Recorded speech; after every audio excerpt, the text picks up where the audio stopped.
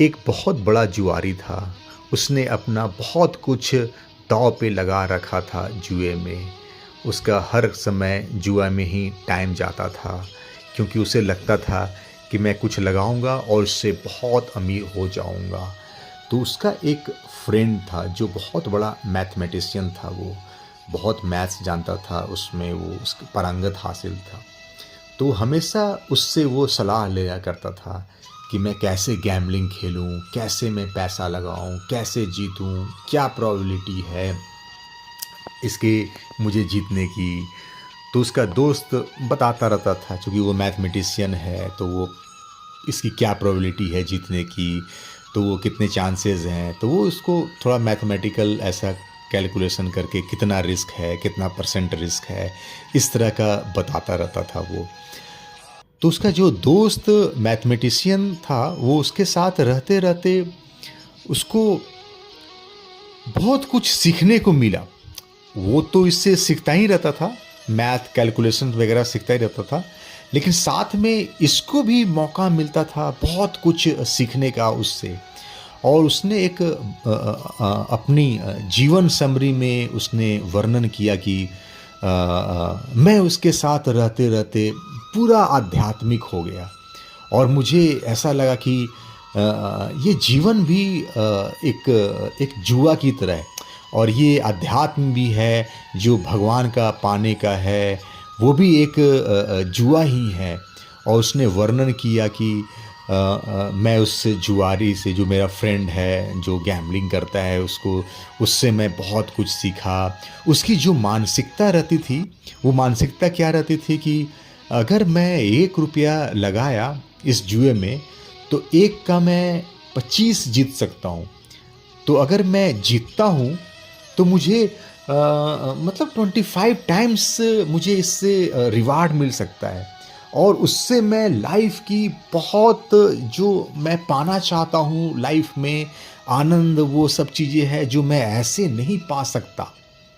तो अगर मुझे वो मिल गया तो मेरी लाइफ बहुत अच्छे से कटेगी, आगे की लाइफ।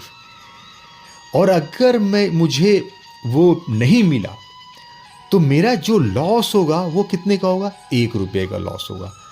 तो 1 रुपया मैं अगर नहीं जीता तो 1 रुपया मेरा चला जाएगा, लेकिन मैं हैप्पी हूँ, क्योंकि 1 रुपया से मुझे अ, वो सब चीज़ें हासिल नहीं होने वाली जो मैं सोच रहा हूँ कि वो अगर 25 टाइम्स मुझे मिल गया इतना पैसा, तो वो सब चीज़ें तो कभी मुझे लाइफ में नहीं मिलने वाली। हाँ, 1 रुपया बचा लूँगा, उस 1 रुपया से मैं छोटे मोटे काम कर सकता हूँ मैं, लेकिन वो बहुत ही एवरेज टाइप का लाइफ होगा, और वो मुझे ऐसे भी वो मुझे बहुत पसंद नहीं है, ऐसी लाइफ वो 1 रुपया बचा करके।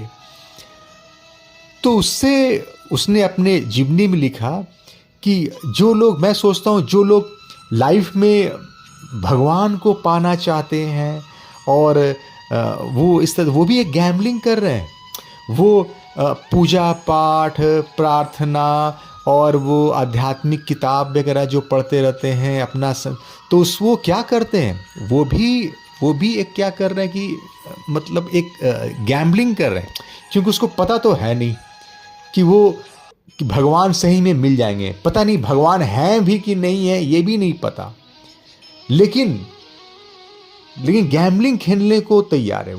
वो समय देने को तैयार है, क्योंकि अगर भगवान हुए तो वो जो हमने समय खोया वो कुछ भी नहीं है, क्योंकि हमारी जो पूरी लाइफ जो है, अब उसके बियॉन्ड लाइफ, जो अभी तक हमें पता नहीं है कि मरने के बाद क्या होने वाला है, क्या सही में लाइफ है, और अगर भगवान है तो आगे की जर्नी हमारी बहुत अच्छी हो जाएगी, चाहे वो स्वर्ग मिल जाए, चाहे वो मोक्ष मिल जाए। इस तरह की चीज़ें जो है वो बियॉन्ड द इमेजिनेशन है, क्योंकि अगर सही में ये भगवान हैं और हमने अगर नहीं पाया उनको, तब तो पता नहीं कितने नरकों की लाइफ हमें झेलनी पड़ेगी, और आगे जो 84 लाख योनियां हैं, और उसमें और भी इस तरह से भटकना पड़ता रहेगा।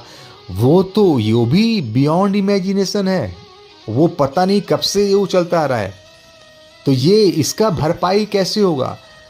तो जब तक हम वो गैम्बलिंग नहीं खेलेंगे तो हमें पता ही नहीं चलेगा। और अगर भगवान नहीं है तो ऐसे भी वो मतलब सेटिस्फैक्शन हो जाएगा कि भाई इतना हमने प्रयास किया और नहीं मिले, तो ऐसे भी जो वो लाइफ है, ऐसे भी बहुत ही साधारण सी लाइफ है और मुझे ऐसे भी बहुत ज़्यादा पसंद नहीं है। तो वो बचा करके भी बहुत ज़्यादा वैसा कुछ महान काम नहीं कर लिया हमने। तो उस समय को हमने एक गैम्बलिंग खेल करके वो भगवान को पाने का, अध्यात्म जीवन जीने का, आगे का अपना लाइफ और अच्छा करने का। तो इस तरह से वो अपने जीवन में, उसने अपने जीवनी में उसने इसको मेंशन किया, जो कि बहुत सही है। बहुत से लोग इसमें लगे पड़े हैं और वो गैम्बलिंग खेल रहे हैं, चाहे वो समय को बचा लो या उसी समय से थोड़ा समय निकाल करके इसमें भी लोग लाइफ इन्वेस्ट कर रहे हैं, इसमें अपना टाइम इन्वेस्ट कर रहे हैं। आशा करते हैं आपको ये कहानी बहुत पसंद आई होगी। धन्यवाद।